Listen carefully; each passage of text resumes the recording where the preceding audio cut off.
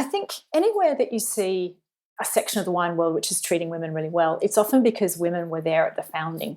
And so when you look at the popularisation of natural wine, you're really looking at two women, Alice Firing and Isabelle Legeron, who really helped bring the whole community together. They established it as something where women were welcome. The same thing has happened in Hong Kong with fine wine. Two women there, Jeannie Cho Lee and Deborah Myberg, were sort of there at the start of the big wine market. And so they established it as a place for women. And in fact, now collectors in Hong Kong are about 50% women, which is not something that you see elsewhere. That's true, because as we know, women buy the majority of wine and other household goods, but it doesn't mean we only want to drink supermarket wines. There's a whole range of taste out there, but it does seem to get missed.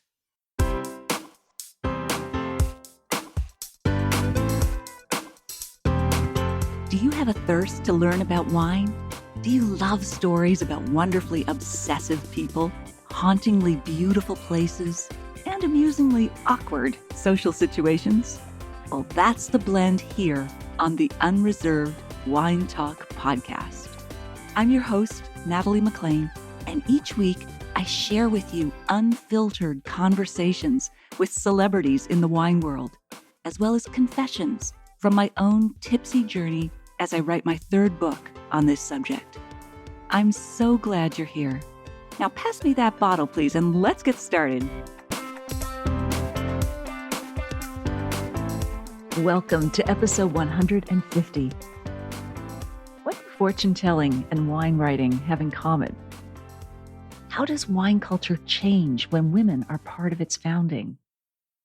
Should you believe the health claims about clean wines? Are they really better for you? And what are the fairy tales we tell ourselves about wine? You'll get those answers and more wine tips in my chat with Felicity Carter, who is the executive editor at Pix.wine, a global wine startup based in California. I'd like to give sensitive readers a heads up that today's episode briefly discusses what wine marketers can learn from the adult toy category. In the show notes, you'll find a full transcript of our conversation, links to both of my books, how you can join me in a free online wine and food pairing class, and where you can find me on Zoom, Instagram, Facebook, and YouTube live video every Wednesday at 7 p.m. That's all in the show notes at nataliemclean.com/150. Now, on a personal note before we dive into the show, just thinking about my first glass of wine in the evening makes me feel better. That's not surprising. About 10% of our brain's receptors are dedicated to liking something, such as wine, food, and other pleasures. 10 times more receptors are dedicated to wanting those things. We're wired for desire, not satiation. That's why the pleasure hormone dopamine is released at the thought of having a glass of wine, and not actually while we're drinking it. That mechanism served us well in the cave days when we always had to be hunting for food to survive. But it's not so great when you're polishing off that bottle of rosé. The law of diminishing returns is strong with food and drink. That first bite or sip is best. The second, it's almost as good, but we're already accommodating to the flavors, so they don't light up our dendrites as much as they did on that first taste. Ultimately, I think we're thirsting for something much more than relief from alcohol. For me, the opposite of addiction isn't sobriety, it's connection. The connection we form with those sitting around the table with us who are sharing that glass of wine. Okay, on with the show.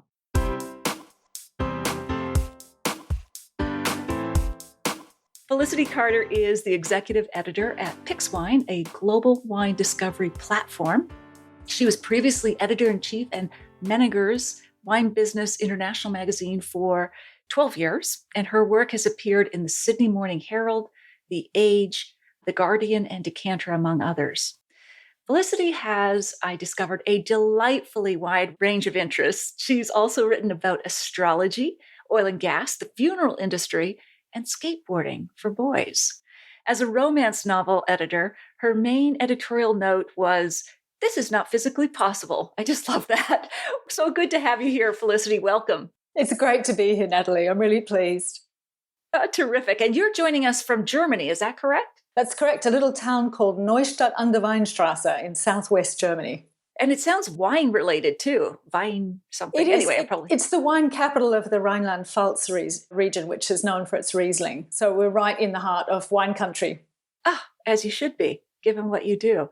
But before we dive into that, I am so fascinated. Tell us about your experience as an astrologer. What did you do for your clients who came to see you? When I was a teenager, I got very into the New Age, and I had a flatmate whose stepfather, was a very important astrologer in Australia. So I went off and did astrology courses. And then when I was at university, I saw a job ad for a fortune teller.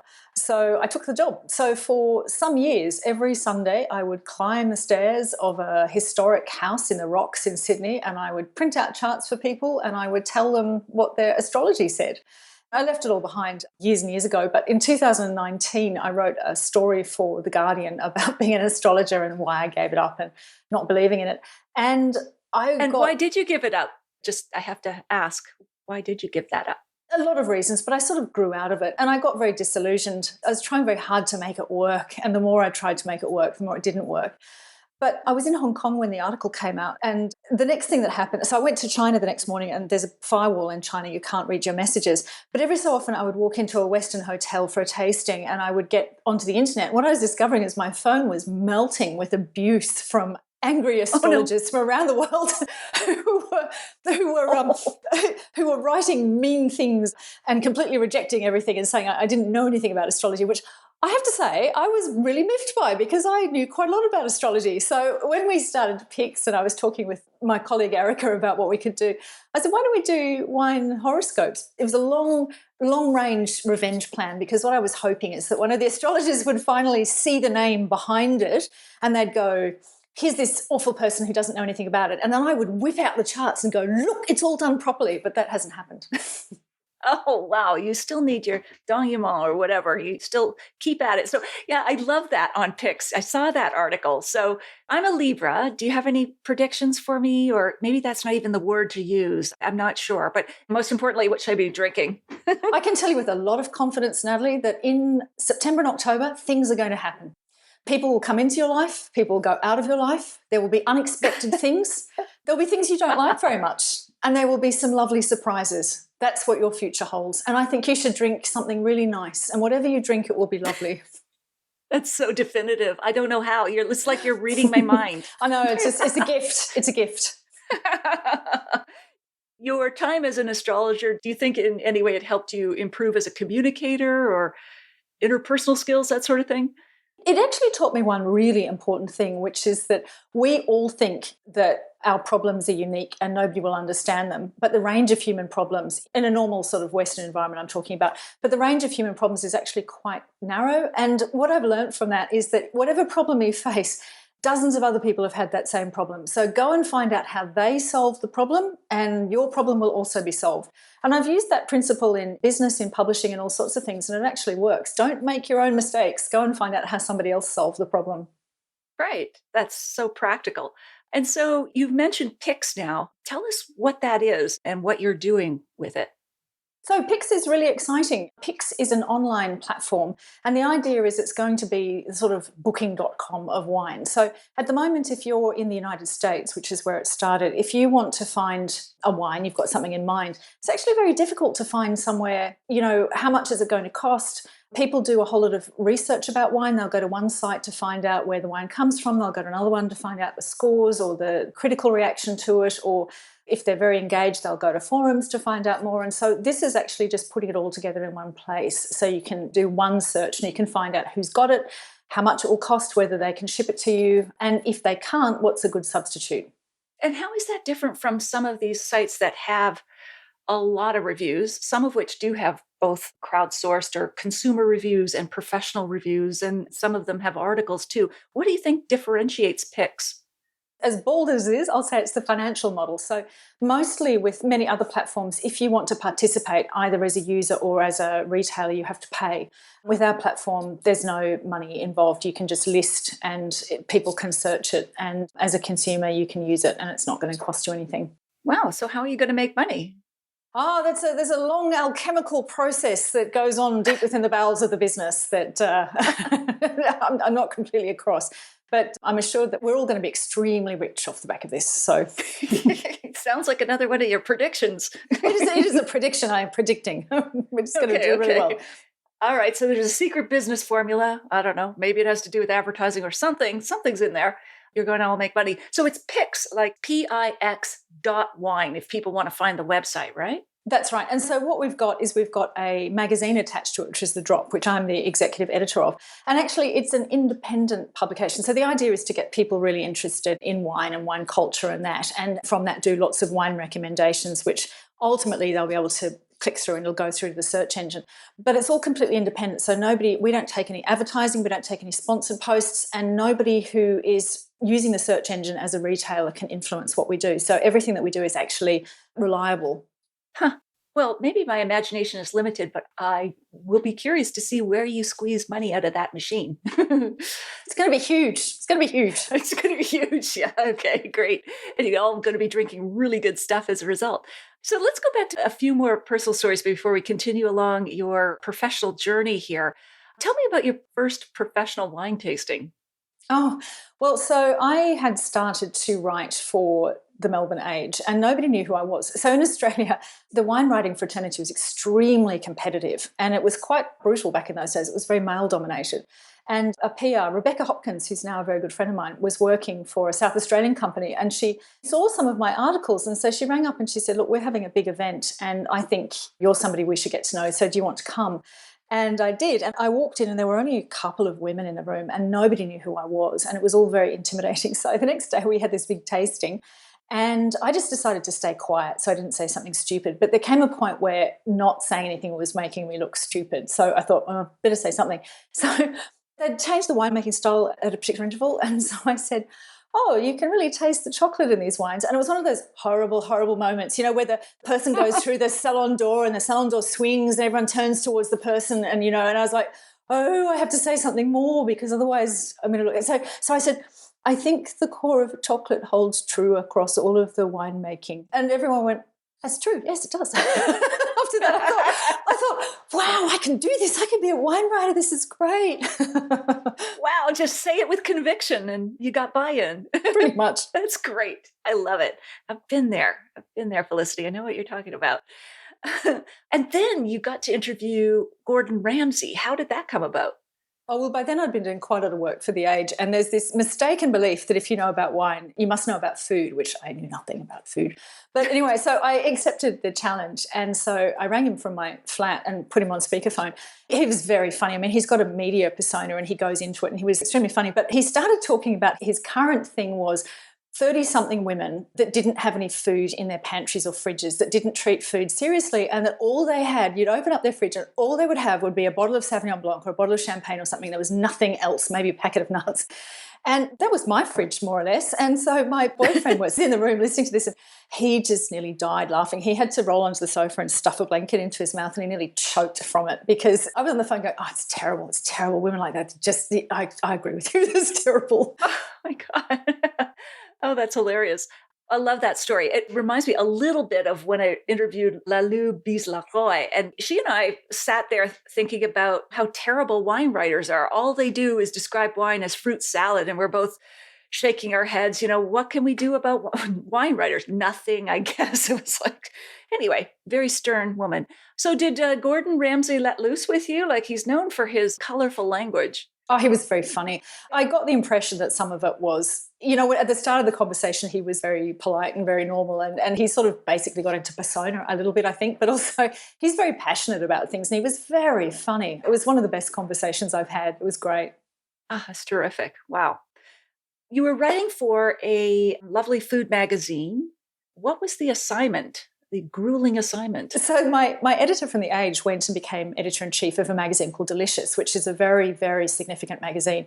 And I had moved to Europe. So she said, could I go and do some city guides for them? Which sounded fantastic. And so my first one was Lyon, which is very famous for its food. But it was punishing. It was all set up by the magazine. I had to go to 32 restaurants in 4 days.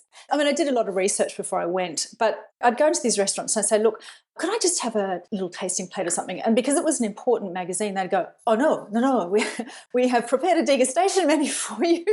And so I had these 8-course meals. And then finally I rang her in distress and I just said, I'm really sorry, but this is terrible. I'm going to have to come back. I can't do this in 4 days. And she was really unsympathetic. She said, well, Matt, who's a very famous critic, she said, he can eat 6 meals a day. So, I had to go back into it. And the other thing is the staff would hover. Like when you're and they know you're from a big media outlet, if you stop eating for a minute, they worry that they're going to get a bad write-up.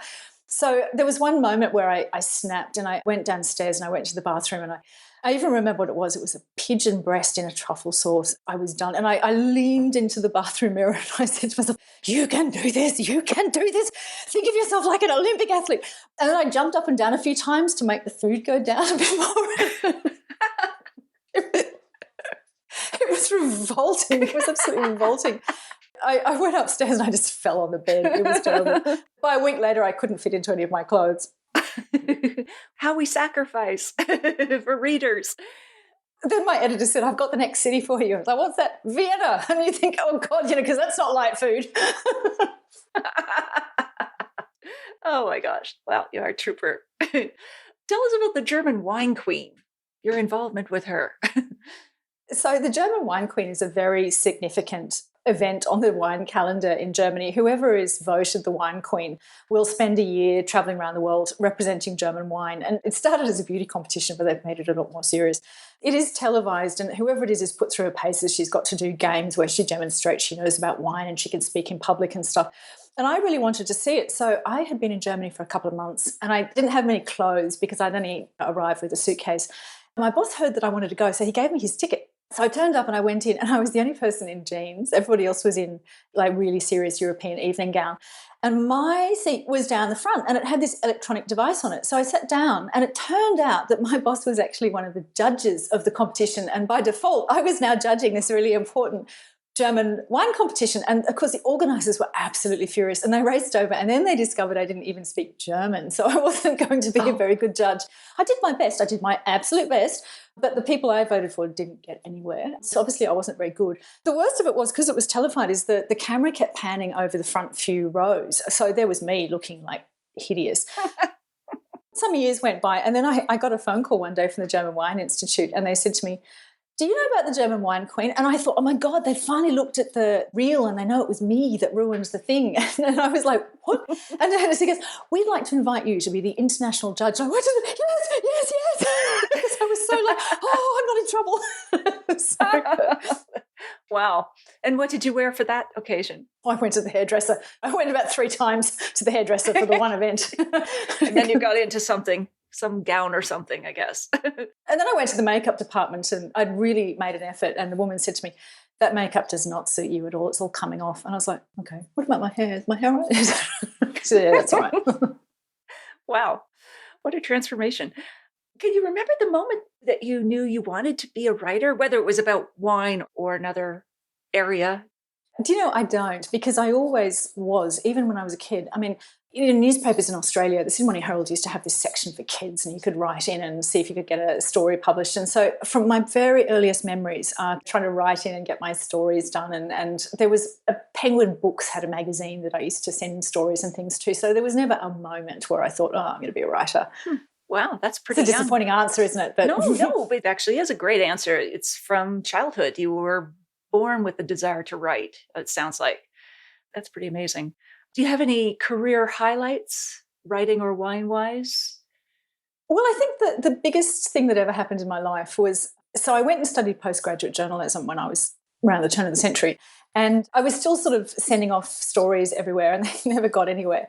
And then I went to do a summer school at Oxford and I wrote that story up and I sent it to the Sydney Morning Herald. And the editor, the travel editor, rang me up and he said, this story is great. And then he said, do you have any pictures that will go with it? We want to run the story. And so that was like, to be a journalism student and get into the Sydney Morning Herald was unbelievable. And the great thing was that Oxford found out about it. And so they got a copy of the newspaper and they pinned it up at Christchurch, which is where Harry Potter was filmed. And they took a picture and they sent it to me. And a whole lot of people that year actually signed up for the course because they'd read that Sydney Morning Herald article. And so feeling the power of the press, of what you can actually achieve. And then Oxford used to invite me to things which I could never go to because I was in Australia. But that was a really exciting moment. That is fantastic. Now, you've already been very open and vulnerable with these other career moments. Is there anything else that tops the list in terms of worst career moment, or have we covered them all? Oh God, the number of failures. If I was to tell you the number of spectacular failures, we would be here all night. The number of failures is legion. Things that I was over ambitious about and then I couldn't deliver. And you mentioned the funeral industry. When I was a student, I'd read the book The American Way of Death by Jessica Mitford, which was very funny, but it was an insight into an industry that was ripping off the grieving. So I thought, I'm going to go and see if this is true in Australia. And I did the typical thing that students do, which is interview too many people. I think I went to something like 20 funeral homes and learned everything about funerals that there is to learn. And what I learned was that Australian funeral directors are the world's funniest people. They have this really black gallows humour. They were brilliant to interview, but they weren't the rip-off merchants that I was looking for. But anyway, I'd sold a story to a very prestigious magazine about the funeral industry, and then I couldn't deliver it because what I was discovering was too different to what I'd pitched. And so finally, I did lots of rewrites, and finally I got the rewrite done and I sent it in, and the magazine went into receivership, which I hope had nothing to do with my article. But that was... Wow. That taught me a lot. Oh, my goodness. So now you were, tell me if I'm mispronouncing this, Meningers Wine Business International? Meiningers. Okay, there we go. Which is a really prestigious international wine business magazine for 12 years, was it? Something like that? Yeah, so it was only meant to be a one-year contract. I had always wanted to be a foreign correspondent, and they didn't think anyone from Britain was. So there was a whole thing in Europe going on at the time about 12, 14 years ago where the Europeans understood that globalization meant pushing into the English-speaking world. So there were a whole lot of European films that came out that were hilariously bad with European actors who clearly didn't understand the English scripts that they were saying, and there were some terrible magazines. But what Meiningers understood is they understood they needed a native speaker, and so they advertised internationally. And I saw it, and I was like, yeah, a work visa to go and live in Europe, that'd be great, thanks very much. So I talked to my boyfriend, and it was 1 year. And anyway, but then the next year they said, would you like to be editor-in-chief? And so I was like, well, yeah, okay, I'll stay for another year. And, a year turns into another year. And it was interesting. It was really, really interesting. And suddenly 12 years has passed. You described it somewhere as intellectually exciting. Did you compare it to The Economist of Wine? Like, was it sort of that worldview thing? Yeah, so I was looking at global markets. I mean, I ended up visiting for the magazine 22 different markets, which I could never have done as a foreign correspondent. And what I learned, by the way, is don't parachute into a foreign place and think you'll understand it. But, I remember going to Brussels to interview the EU Minister of Agriculture, and really serious and interesting things, as well as the sort of more light-hearted trend stories and so on. So it was wonderful. Sounds like a great mix. So why did you leave and go to Pix? Aside from all the money you're going to make. Aside from that, I should say not be mysterious about it. The answer is keyword advertising to your question. Okay, gotcha. Well, I knew Paul Mabray, who's founded it, who I like very much. Great guy. Yeah, Erica Ducey, who's the Chief Content Officer, is somebody I have a lot of respect for. And, it was time for a change, and going into the digital world was something that I really wanted to explore. And so ultimately the goal is to roll it out to different markets, and that's why I have some expertise, so hopefully I can be of some help to them. Oh, terrific, terrific. The question I do have is, that's a gargantuan task of trying to be the world's repository for wine, because it's always been a huge problem in the industry, dirty data, if you will, like wrong prices, wrong product availability. I mean, we'll use sometimes up here in Canada an American app, and it'll tell you go 3,000 miles to West Virginia to find the wine. It's all over the place. So how are you going to do that? I mean, are you going to have a legion of people entering all this data? So I have to be really clear that I'm on the magazine side, and we do have a big wall between us and the business. So all of those things that you're talking about are absolutely true. In fact, when I was at Meiningers, I reported on that, the fact that it's a terrible problem because there's no unique identifier for a bottle of wine. And so that means if you're going to put your wine into a competition or to send it to an export market, you've got to fill out loads and loads of forms every time. The world really needs a unique identifier so that you could just upload the same data and it would work everywhere. As far as I know, that has been a limiting factor, but I go into the Slack channel and sometimes through my eyes, I do see what they're talking about some of these issues, and it looks like they're on top of it. So great. That would be great. Maybe some non-fungible tokens or something. Something digital would be great, because even barcodes, like we have all wines in Canada have to be barcoded, but that still doesn't differentiate enough from vintage to vintage, because usually the barcode will stay the same. So anyway, okay. That's right. You actually need two numbers. LiveX in London does this. So you need an identifier for the wine, and then you need an identifier for the vintage. All right. Yeah. I could go down a whole rabbit hole, but I won't on the data stuff. Way too geeky. But let's now turn to some of these other topics you've written about, which are absolutely fascinating. What is the problem if any, with marketing wine as gluten-free and having health benefits as a result? Well, the problem is it's complete bullshit. That's the main problem. Wine is gluten-free. The only reason that you would say we've got a gluten-free wine is because you are trying to do something called disparagement marketing, which is you're trying to suggest that everybody else has gluten in their wine. It's basically like calling a wine plutonium-free. Is it correct? Is your wine plutonium-free? Yes. But what you are doing is you are suggesting that other people have plutonium in their wine, which is not correct. Right. So all wine is gluten-free. There's no impact from barrels or anything that could add gluten, like it's made from grapes, so there you go. Well, there's been a question for years about whether the fact that there's a tiny, tiny, tiny amount of flour paste used at the head of the barrel to seal, whether it would be possible for there be gluten in the barrel from that. And I looked at all of the evidence. So the legal limit for gluten is 20 parts per million. And the possibility of a gluten protein getting from that into the barrel would be something like under 1 part per million. So in theory, you could have gluten in the barrel, but nobody's detected it. Right. Okay. And it probably wouldn't be, I'm assuming, a health risk even to those with celiac disease or whatever. Yeah. Okay. I spoke to one of the world's experts on celiac disease about this and what it takes to trigger it. And there's nothing in wine that would do that.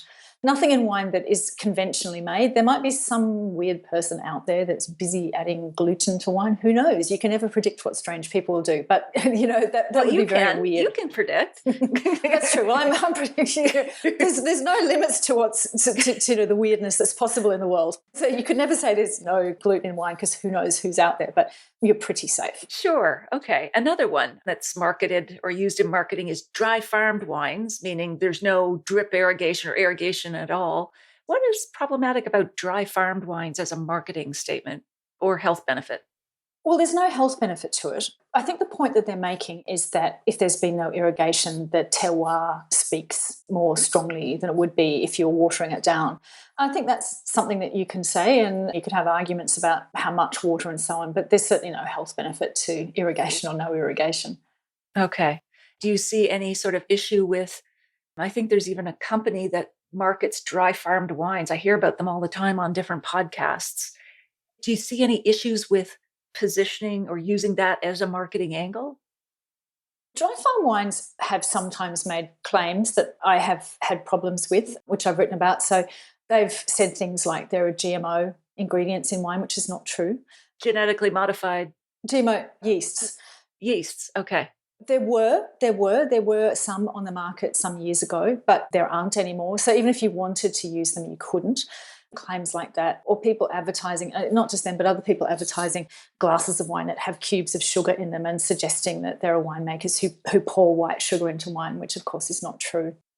Things like that I find annoying. Okay. Well, to top the annoying list, let's talk about what you called, I love this term, the Goopification of wine, especially when it comes to clean wines. Cameron Diaz launched a clean wine. There's others, I'm sure, but what's going on there? I think this is one of the most disturbing trends that I have seen in all the time that I have been reporting on wine. First of all, you've got people who often enter this space who don't really know very much about winemaking. So they're making claims which are flat out not true. There's one company that will give lists of all of the additives that are supposedly in wine without understanding. It's very easy to scare people if you use the chemical names for things. If you weren't in wine and you heard the name polyphenol for the first time, you'd think, oh, scary chemical name, but we're around it enough that we know it's actually a great chemical name. And it's the same with a lot of other things as well. There are things that if you put them by their chemical name, they sound really terrible. And so there's a lot of people using fear-mongering to sell their wines, or they're being flat out wrong. They're saying that wines have got flavours added to them, or they've got dyes added to them, things which are not true, or things which are half-truths, which then becomes difficult to explain why it's a half-truth. But why I think this is so dangerous is governments around the world at the moment, this is quite serious. So the World Health Organization in particular is becoming very, very anti-alcohol. And governments are looking for anything they can do to save money on health. So they're pushing their populations to healthier behaviours. And one of the easiest pushes is to stop people drinking. And so I think that if sections of the wine industry continue to push wine into the wellness space, I think that the industry is going to be called out for it in a very nasty way one day. Like big tobacco ones? That's right. I mean, one of the things about big tobacco is they weren't in trouble because it was a toxic, poisonous product. They got into trouble because they lied about it. Now, I don't in any way want to compare wine to tobacco, but I can see the day coming when one day the alcohol industry is in front of Congress and they're saying you did deceptive marketing practices. And all they would have to do is pull up some of this wine and wellness stuff. Unfortunately, they'd be correct. It is a deceptive marketing practice. There are wines now which are being sold as in line with a fit lifestyle. And I see on Instagram people who are doing yoga and wine tastings, and that's become really popular, or they're putting glasses of wine on their Peloton bike or something. And this isn't healthy in any way, shape, or form to mix these ideas up. Yeah, and it's almost like wine as a means of self-care, which is really batty. Yeah. Wine being sold to women as an empowerment rather than as a cultural product to be enjoyed, but as a sort of your life is so lousy that here's something that will shut out the lousiness. That's a terrible message to send about wine. Wine shouldn't be about that. Wine should be about it's great. Exactly. Not that it has these sort of anesthetizing effects. Well, then you get into the whole mommy juice, wine moms, all that sort of thing, which is just a whole lot of, it has some pretty strong negative impacts. And I think, as you pointed out, the clean wine or the health benefits, I mean, alcohol is a toxin.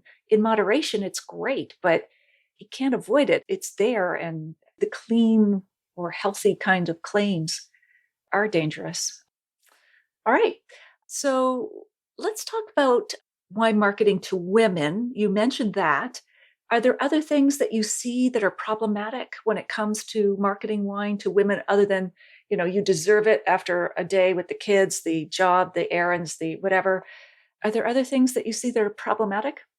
I think what I find so offensive about a lot of the gendered marketing is that it's really bad products which are being pushed to women. A lot of wine companies, particularly the big commercial companies, see women as this kind of cash cow, and instead of taking them seriously as consumers. And I find it astonishing because if you look at other sectors, particularly cars, which for a long time ignored and patronised women, they have recognised the wealth that professional women are generating and they're taking them very, very seriously. But in wine, I'm sorry to say sometimes it's women marketers doing this as well, sort of treating women as people that you can sell lots and lots of okay products to, but there's not very much opening the door to sort of artisanal, interesting products. The natural wine world does that very well. The natural wine world does it extremely well. But in conventional wine, less so, which I think is a pity. Yeah, it is. And just for those who may not be aware, natural wines, I mean, I know there doesn't seem to be a lot of definition around them, but basically just trying to be low intervention. And I mean, how would you define a natural wine, just so we know? Alice Firing's definition is probably the best one, which is nothing added, nothing taken away. So just, the grapes using the wild yeast that exists ambiently and using that for fermentation, and then sort of what you get out the other end is what you drink. Sure. And why do you think natural wines have embraced women or treated them as intelligent consumers? Is it because there are a lot of women writing about it or making these wines, or why is that category different? I think it's a lot of things. So I think anywhere that you see a section of the wine world which is treating women really well, it's often because women were there at the founding. And so when you look at the popularisation of natural wine, you're really looking at two women, Alice Firing and Isabelle Legeron, who really helped bring the whole community together. And so they established it as something where women were welcome. The same thing has happened in Hong Kong with fine wine. Two women there, Jeannie Cho Lee and Deborah Myberg, were sort of there at the start of the big wine market. And so they established it as a place for women. And in fact, now collectors in Hong Kong are about 50% women, which is not something that you see elsewhere. How you start is often how you go on. That's true, because as we know, women buy the majority of wine and other household goods, but it doesn't mean we only want to drink supermarket wines or whatever. I mean, there's a whole range of taste out there, but yeah, it does seem to get missed. Well, there's a woman in Australia called Jane Thompson who started an event company. It's called the Fabulous Ladies Wine Society, which is a very girly name. But what she did was she aimed it at women who were professionals, so women who were lawyers, doctors, bankers, and so on. And she could see that they weren't being served. So she just had dinners where people had come. And in the early days, when she'd invite winemakers, they'd bring along Moscato and Rosé. And she was like, no. I want you to bring your best wines. And what the winemakers who followed up on that discovered is that women really want high quality products, and they sold and sold and sold when they went to those dinners. And so up until COVID, I think she was booked out from winemakers wanting to participate in those dinners for a very long time. So the opportunity is huge. It is. It is. Here's an interesting one because you've written about this, but it just really intrigued me. Still in the marketing realm, but moving a little bit on what can wine learn from the sex toy industry when it comes to retailing wine? Not that much, to be honest. The reason that I wrote that article was because I was introduced to this fantastic person called Sabrina Earnshaw, who works for a company called Love Honey, which is a sex toys company in Britain.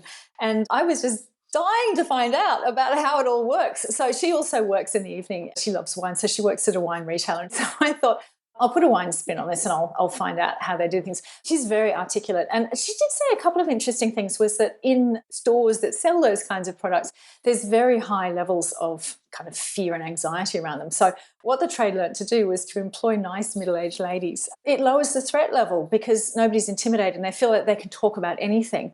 And the other thing that they do is, obviously you can't test the products in store for legal and hygiene reasons. So they have very tactile things. They have a lot of things that you can touch and you can play with. And I did think that would work for wine retail if you had sort of dirt, or you had a corrigan to play with, or you had different ways that you could open a cork from a bottle. That if you could get involved in a tactile way while you're in the store, it could actually be something that people should think about.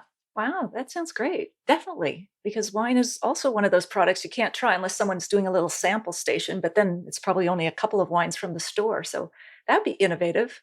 The big thing that I really wanted to know, how do you test the products that you make? I mean, I was like, do staff have to test them? Is this something that comes up at your performance reviews? I was sort of like, how do you performance? Everything's a double-loaded term. Oh my goodness. Yeah, tell me how these things are tested. And then she said they had a database of people they send them out to. And I was like, okay. I'll volunteer.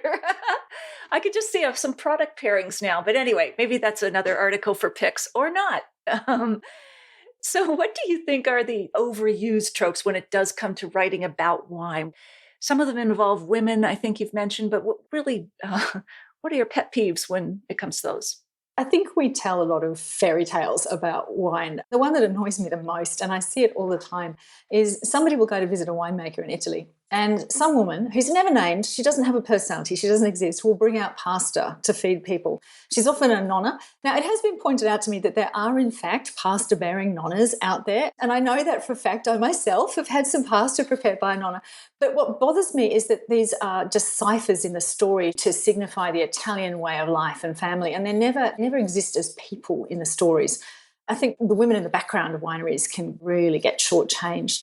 Look, I have a list of things that annoy me. The other thing that annoys me is, this is something that whenever I say it, people get really cross. Soil in stories. And I strike this out whenever somebody gives me a story and it says, and it was grown on granitic soil. I always go, okay, what does that mean? Tell me what that means for the wine. And more writers go, it's just important. Why is it important? Tell me why I should care that something is on clay soil or granitic soil. Will this make a distant difference to my tasting experience? And if it doesn't, take it out. Those details which are placed in stories to signal that the writer knows about wine rather than they advance the story, those things really annoy me. Which is to say, I understand that soil is indeed very, very important. It's just the way it's talked about in wine stories. I always think, why is it there? What does that do to advance the story? So many things to get cross about. What would you like to see if someone was saying granitic soils, that will translate this way into the taste of the wine? Is that what you want to see, the connection?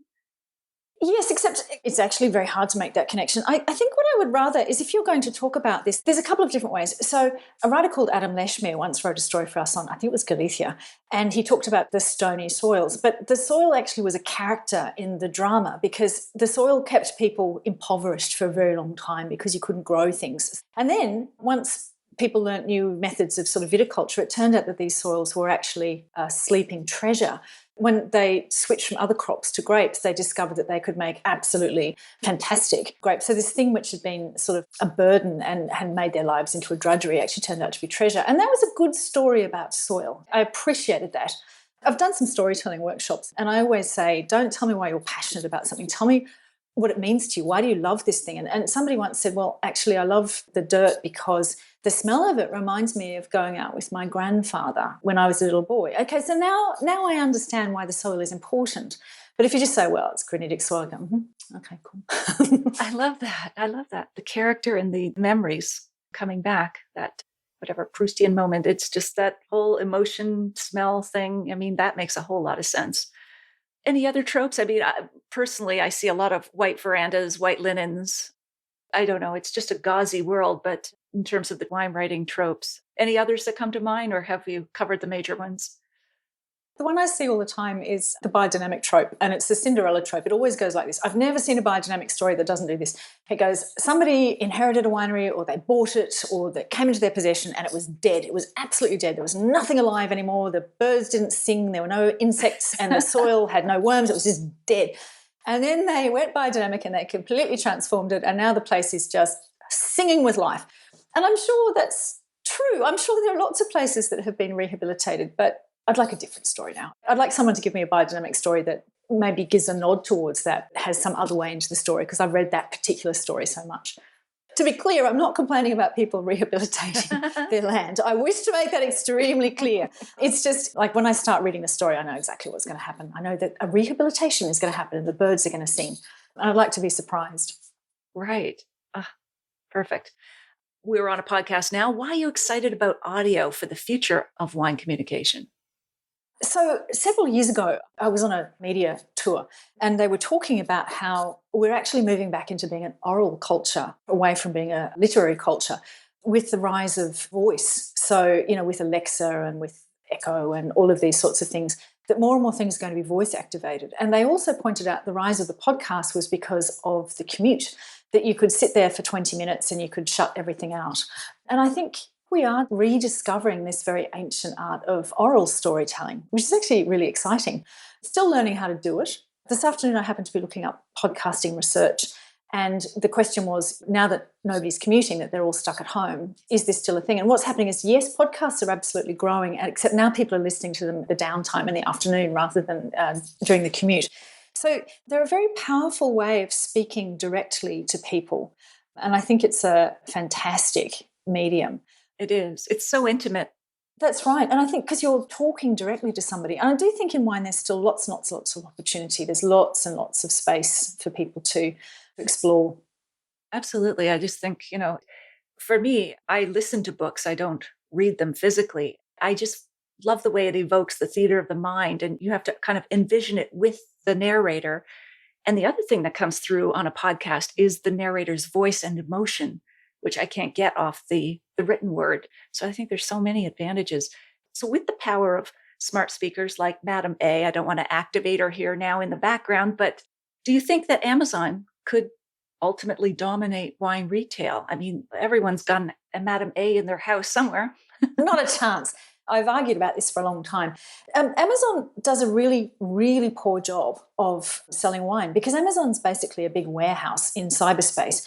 And so you enter that warehouse because you've got some idea of what you would like. You'd like to buy a horse blanket or a wrench or something. And then Amazon comes up with the best-selling wrench or the best-selling horse blanket, and makes a couple of other recommendations, which it is paid to do, and you buy it. But that's not how people buy wine. If you go into Amazon and you say, I'm not really sure what I'd like a Cabernet Sauvignon, it's going to offer you the most mass-market Cabernet Sauvignon because that's what its algorithms are telling you. It has no ability to allow you to discover something that's not that. And the other thing is what we were talking about earlier, which is the way that data is managed. If you put wine keywords into Amazon, you'll get wine, but you'll get a whole lot of other stuff as well. It's simply not a very good system for discoverability, which is what you need. So I'm sure that they will probably sell lots of mass market wine, but I don't have any faith long-term in Amazon. And people tell me I'm wrong all the time, and yet people have told me about this for 10 years, and Amazon still haven't managed to become a big player in wine. And that is surprising because they do have a tendency to hone in wherever there is a great business case, like insurance or healthcare, whatever. And they're great at the long tail, but you're right. I think wine is still going to be a hand sell. You also need somebody internally who really knows a lot about wine in order to make it work. So they've tried private label, they've tried bottling their own wines, but you've got to have a wine expert to do that. And you've got to have a whole supply chain. And then in the end, the margins are really, really low compared to a lot of other things that Amazon is selling. And also, people don't buy wine by just going in and typing This is going back to Pix. It's not just that you can type something in and find it, it's that Pix will actually say, well, try this. And you can join in a whole ecosystem of what wine is about. Amazon doesn't offer you that. And I'm not saying that just because I work for Pix. I'm saying that because I've been saying that about Amazon for years and years. Sure. Yeah, that totally makes sense. And it's not very scalable to have those personal recommendations. Amazon likes scalability. That's kind of their business model with the mass merch. And they like profit. Yes, they do. But apparently Pix does too. But anyway, so we love profit. We're going to make a lot of it. So apart from centuries of tradition, why do so few women own and operate wineries? Even those that are newly founded, the ones that keep popping up, because there's so much growth in wineries, at least certainly in North America, but I'm sure in a lot of other regions as well. But why do so few women own them? Well, I think it's because of something that happens a long time before they get interested in wine, which is what industries do they go into in the first place. So not everybody, this is a generalization, but in general, who goes off and buys a winery later on in life? It's people who've earned a lot of money in tech or in finance or sometimes in law or telco and things like that. And those have not traditionally been industries that have been very welcoming for women, or women of the generation that would now go out and buy wineries. So that may change in the future. And there's certainly a lot of couples who jointly own wineries, but land ownership is still very low among women. And it will take a long time for that to change. And one of the changes that is happening is that the baby boomers are retiring. And for the first time, they're passing on their wineries to their daughters, not necessarily their sons. What change is that going to make? I guess, there'll be more feminine perspective, but it's a really extraordinary phenomenon that I don't see discussed. And this isn't just happening in wine, by the way, across Europe. So France, Italy, and Germany, anywhere from 80% to 98% of people are employed in family businesses in the big economies of this continent. And all of those businesses are being passed on now, and many of them are being passed to daughters. So we're going to see a very female-dominated, at the top, economy in the near future. Now, what does that mean? And this is a very interesting question. I've read a lot of research about female management style and so on, which all seems terribly sexist to me, but typically been based on North American CEOs. And how you behave when you're an employee may have nothing to do with how you behave when you actually own it. So I can't make any predictions about what is going to happen. It's a very interesting phenomenon. Yeah, it is. It will be interesting to see what happens there. And yet, at the same time, I think you've cautioned that just because all of these women are inheriting their wineries, that's not a cause for celebration. So somebody having rich parents that's left them land is not in and of itself a cause for celebration. One of the things in wine is we can be over-dazzled by sort of rich people quite often, or people who've just inherited something. And so we've already seen some evidence, especially in Italy, of women who've inherited wineries who are doing really fantastic things with them. In those cases, I think those are women to be celebrated. But the fact of somebody inheriting something is not in and of itself something to be celebrated. It's what they do with it once they've got it, yes, which I think will be very interesting. I was talking to a woman here in Germany, and she studied in Geisenheim in the 90s, and her uncle said to her, "A woman will be in my winery over my dead body." And you know what? He died and she got the winery, so he was right. There's poetic justice or whatever, long term. And she's a really good winemaker. She's a fantastic winemaker. That is fantastic. Oh, wow. One more that I thought was really interesting. Why don't you think the fast foods metaphor works when it comes to wine? So Michael Pollan has written Omnivore's Dilemma, among other books, talks about, going to the source and following it through and why fast food is ruining food. But why doesn't that work for wine, do you think? Oh, so a lot of people like to use this metaphor of artisanal wine, and then there's like junk wine, there's big mass market wine and stuff. And I find this fails as a metaphor for the simple reason that the wine industry is not structured the same way as the food industry. So if you look at, and again, it's a very North American perspective, because the food industry in Europe is not structured this way either. But what Michael Pollan specifically was talking about was these very, very sort of big agriculture, these very big conglomerates and very big corporations that have vast fields of corn and soy and are using the excess to sort of spin into very strange and unhealthy products. And then contrasting that, you have these very small farmers that are sort of making heritage things and vegetables and so on. Now, that model doesn't work for wine because although you do have big companies in wine, you have some really big companies, but some of the biggest companies are actually family-owned companies. We have very few shareholder-driven corporations, and most of those, the ones that we did have in the last 20 years, have failed, folded, whatever. That model doesn't work very well for wine. But as well as the small artisanal and the big family companies, we have a whole other range of things. We have medium-sized things, we have negociant winemaking, we've got cooperative winemaking, we've got all different sizes and models. So it just simply doesn't fit into that food model. It sounds like a good thing then. More diversity and different sizes of businesses. Yeah, also, you often find sort of hybrid winemaking where you might find somebody that is making a big cash cow product that might be a mass market product, and then they're using the money from that to make a really high-end artisanal handmade product as well. So wine is actually a very, very, very diverse area, and I think sometimes that diversity doesn't get the full recognition it deserves. That's great. All right, so quick answers, lightning round. Love this conversation, but I want to hear your answers to these rather than cut this off, even though it's been a terrific discussion. What is something that you believe about wine, which some people might strongly disagree? We've covered some of that, but is there anything else?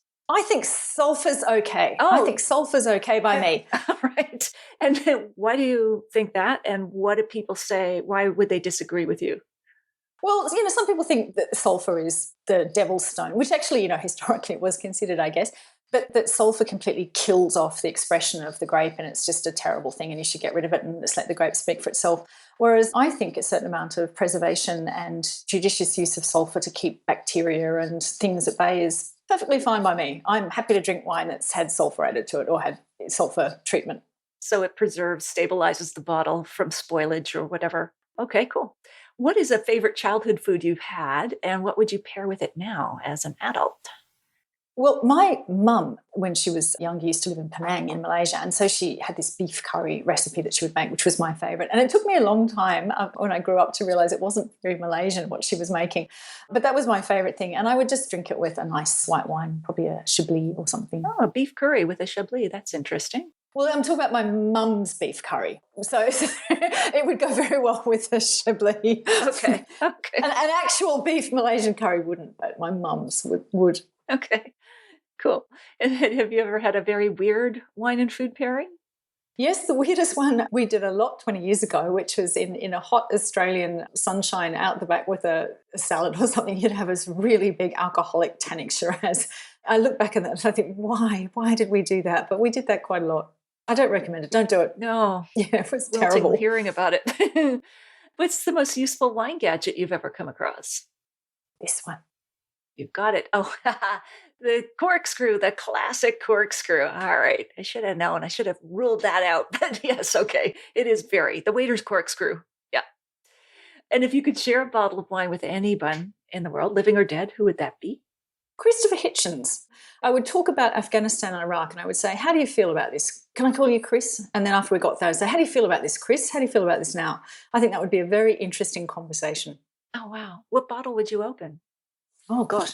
Well, it depends who's paying. Am I paying or is he paying? This is the thing. Or is this being provided by whoever puts this together at dinner? This is a key question. That's right. Yes. Okay. Well, you're both in a war-torn country, so maybe it's whatever's at the bar, I guess. I don't know. Yeah, whatever's there. We'll drink it. And if you could put a billboard in downtown San Francisco, what would it say?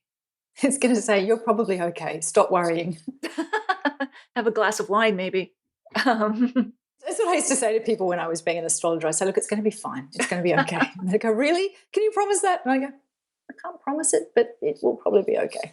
That's great. If you could be a wine, which one would it be?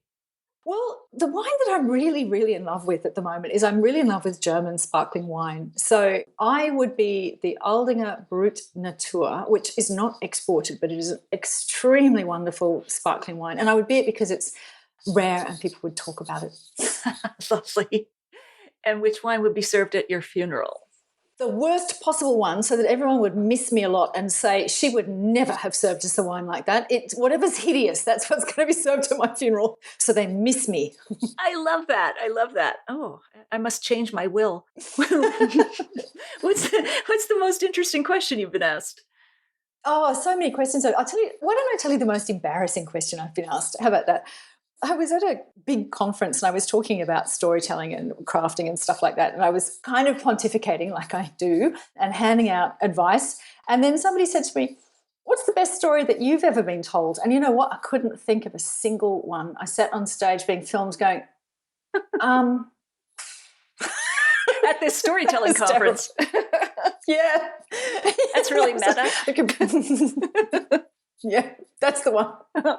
There you go. And is there anything we haven't covered, Felicity, that you'd like to mention? No, I think we've covered it all, really. I think you know me inside out. You've stripped my soul. You know my secrets. Wonderful. I love how you've, as I said, been so open with us. How can people get in touch with you online? Twitter. Twitter is good. Just DM me, or you can write to me at Felicity@Pix.wine. There you go. And the website, of course, is Pix.wine. Pix.wine, that's right. This has been wonderful, Felicity. Absolute delight. My favorite interview yet, honestly. And I don't say that every time. So there you go. So thank you so much for that in the recording. That's got to go in the recording, all right? No cutting that out. That's it is. I'm not editing that out. No, that's staying in. We're still recording. But thank you so much. I really appreciate this. It's been fantastic to talk to you. And by the way, just get in touch with me. If anyone's got a great story to tell or a great pitch, just get in touch. Great. At Felicity@Pix.wine. There you go. All right, Felicity, I look forward to when we can get together and have a glass or 3, perhaps in person. Yeah. Great. All right. Bye for now.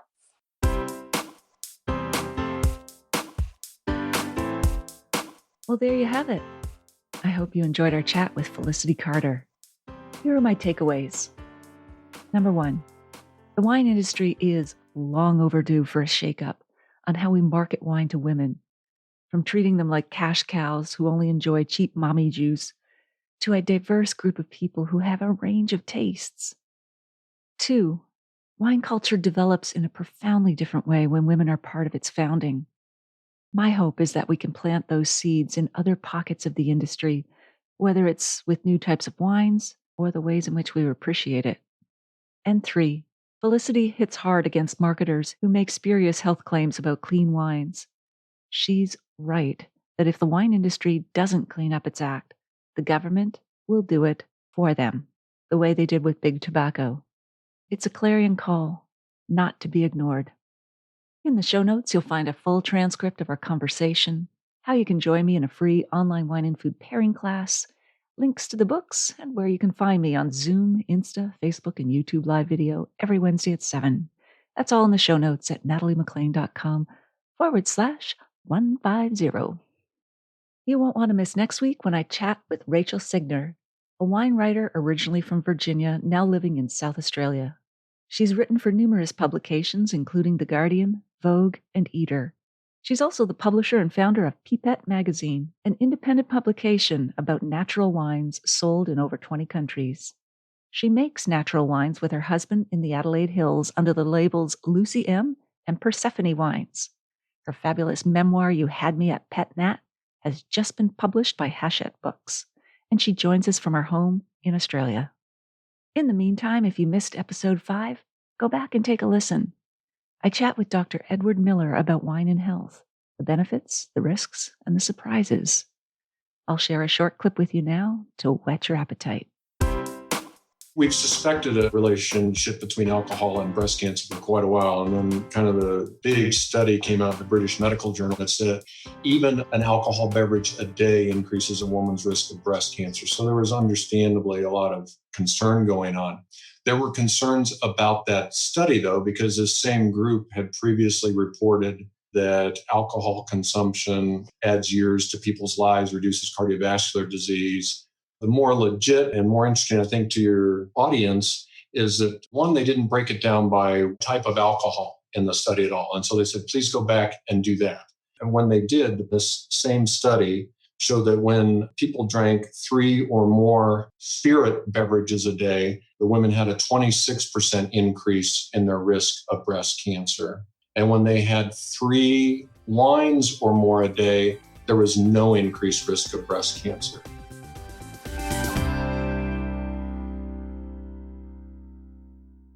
If you like this episode, please tell one friend about it this week. especially someone you know who'd be interested in the issues we discussed. Thank you for taking the time to join me here. I hope something great is in your glass this week. Perhaps a wine that you like, naturally.